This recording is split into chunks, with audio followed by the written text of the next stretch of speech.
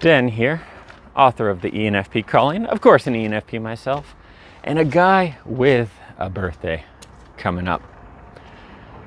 Birthdays are a thing, and sometimes they make you think about things. Now, this particular birthday I have coming up, it's one of those birthdays that sometimes people think about more than other birthdays.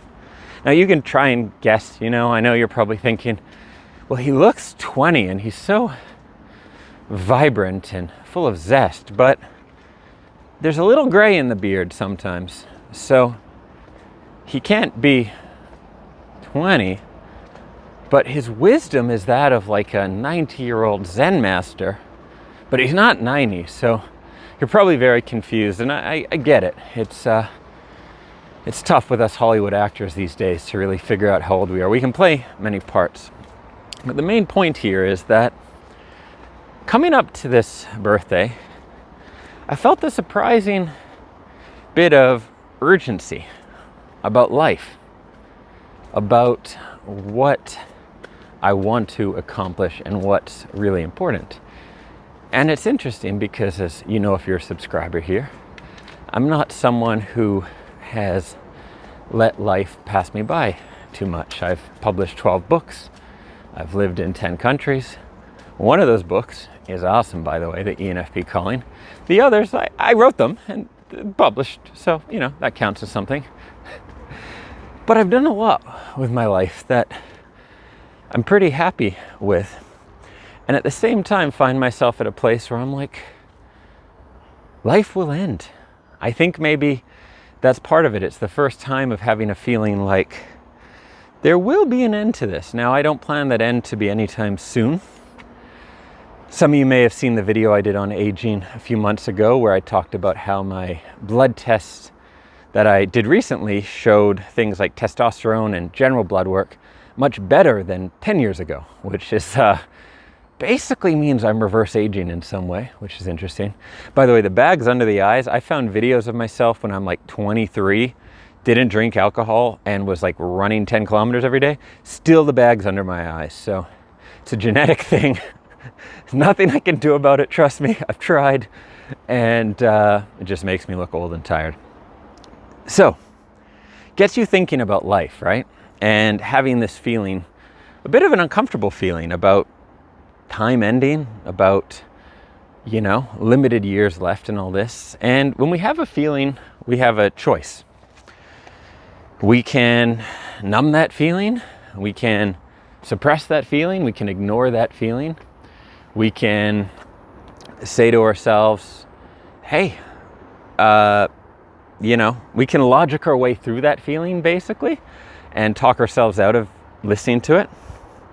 We have a lot of options to get rid of or ignore our feelings. And there is another option that we actually, hear me out now, listen to the feeling, and then we use the feeling.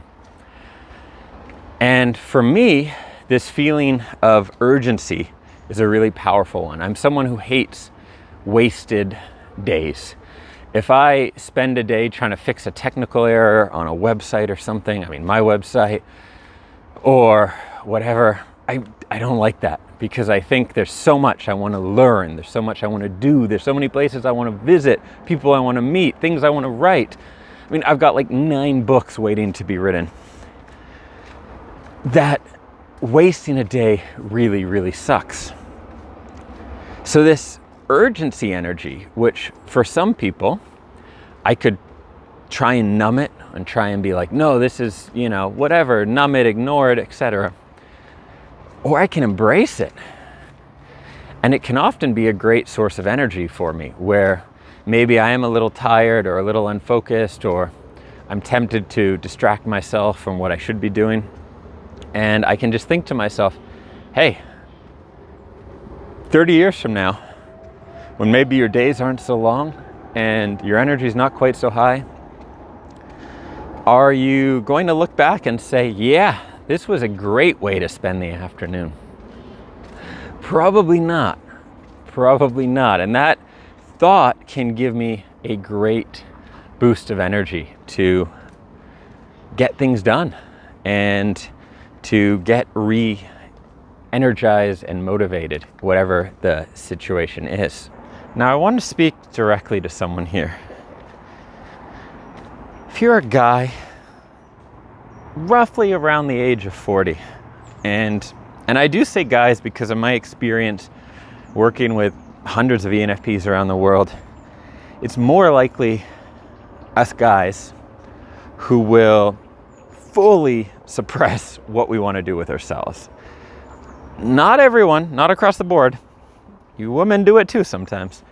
But I think it tends, how do I say this? I've seen the dreams buried deepest amongst the men.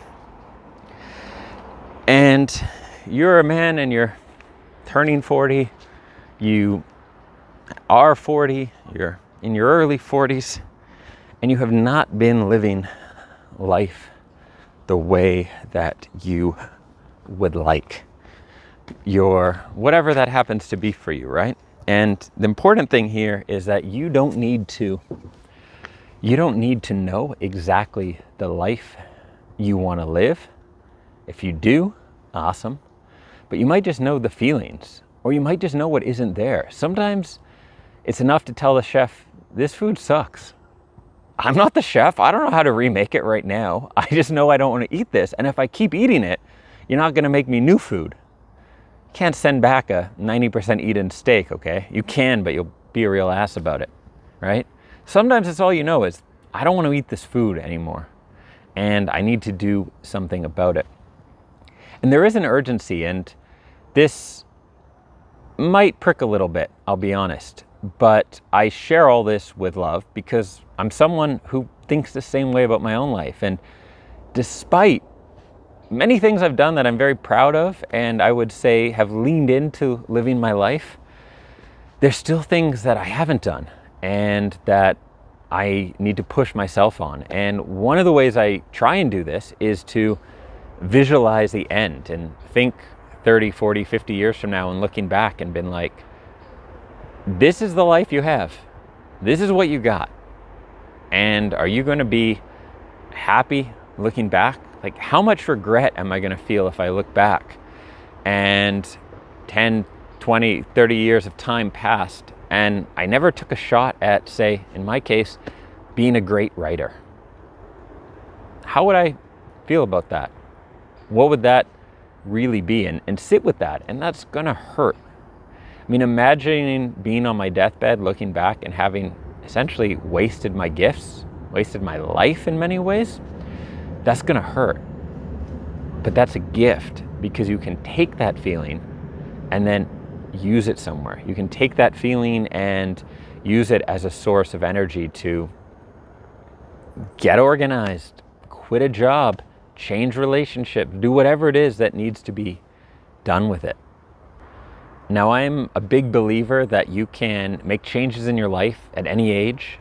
I've written in emails before about my mom, who's probably about now on her way to South America for second or third time, I think the third time, and is going to the stands and Mongolia next year, and is generally quite a badass. And she's in, I don't know how old she is, but she's over 70. I shouldn't say that out loud. And everyone thinks she's young. And actually, especially in Turkey, she gets hit on by a lot of men, she says, which, I don't know, if you're in your 70s, woman, go to Turkey. My mom says it's the best thing she's ever done for her self-esteem.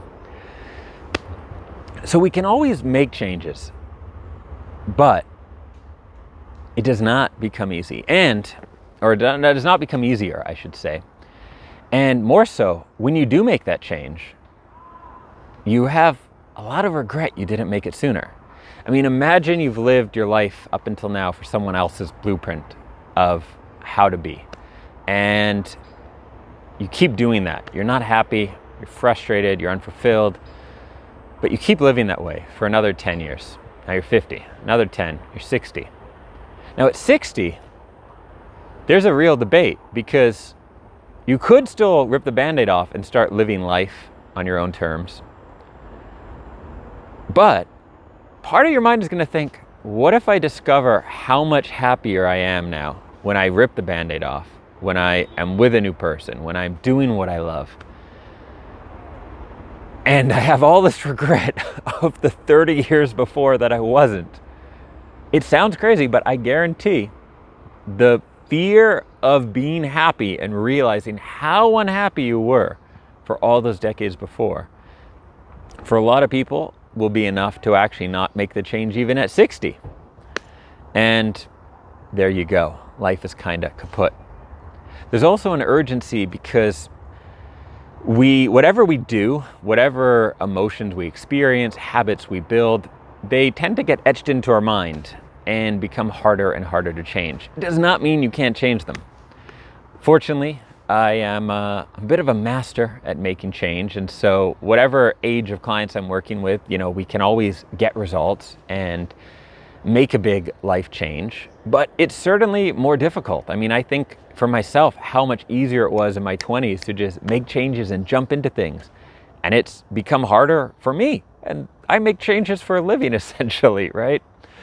And it's for everyone, right? And especially if you're in a job and an environment that reinforces fear-based thinking, security, looking for reasons not to do things. So a lot of professions like law and accounting are quite bad for this, where you're literally training your brain every day to not do things and see the risk in things. The longer you stay in that, the more you are rewiring your brain. Now your soul is still going to call out. It's going to say, I'm not happy. This isn't what I want to do. But your vehicle, it's kind of like if you were born into a race car body, right? And soul. So you're born to be this race car, driving fast, whipping around the corners and all that. But your vehicle, your mind, over time, you start changing it, upgrading it, adding features. And by the time you're in your 40s, it looks more like a weird off-road school bus. It can go real slow but steady. It can go all sorts of off-road stuff. Probably it can handle all kinds of difficulties. But it's now a school bus. But your soul is still that race car that wants to go faster on the corners. And your soul is now trying to drive this weird off-road hybrid school bus that I just invented now from some weird Mad Max movie. And it's going to create a lot of difficulties. Now, fortunately, there are plenty of ways to essentially hit reset and work back a lot of those patterns, because if at your core, your personality is an ENFP and your soul is someone of adventure and creativity and challenge, that overrides any of the wiring and the habits you've done in your mind. It just takes a lot more work to do so. So I share all that because the sooner you can do something, the better. Because if you are in an environment where you're unhappy, and that's leading you to feel frustrated and jealous and unfulfilled and probably numbing with all sorts of substances and all kinds of things, the more you stay there, the more that becomes your normal, and the more time it takes sometimes to reverse out of it. But there's always, of course, a way. And sometimes even you can be pleasantly surprised at just how quickly it happens. Because the thing is if you're watching a video from someone like me, and at your core, your soul is that of someone who wants more from life, and you have the personality of an ENFP or even an INFP, count you guys in here, then it means that everything else is really baggage. It's like a crusty shell that you've encased yourself in.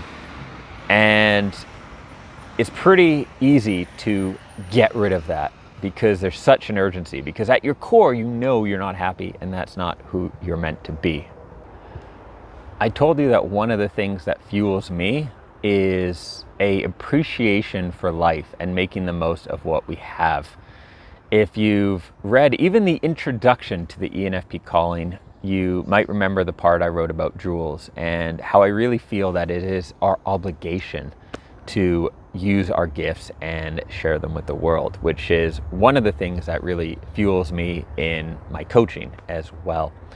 Because it's a reason I do a video like this, which is not speaking to a lot of people and risk probably pricking some people and bringing up some pain points. But it's because we need to acknowledge the truth. We need to look at where we are in our lives and where we want to be. And sometimes it hurts, and that hurt is a signal that we need to do something about it.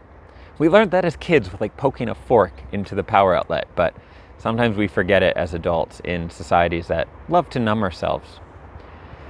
If you are interested in speaking with me more about my coaching, I'll include a link for that. You've got to fill out a bit of a form.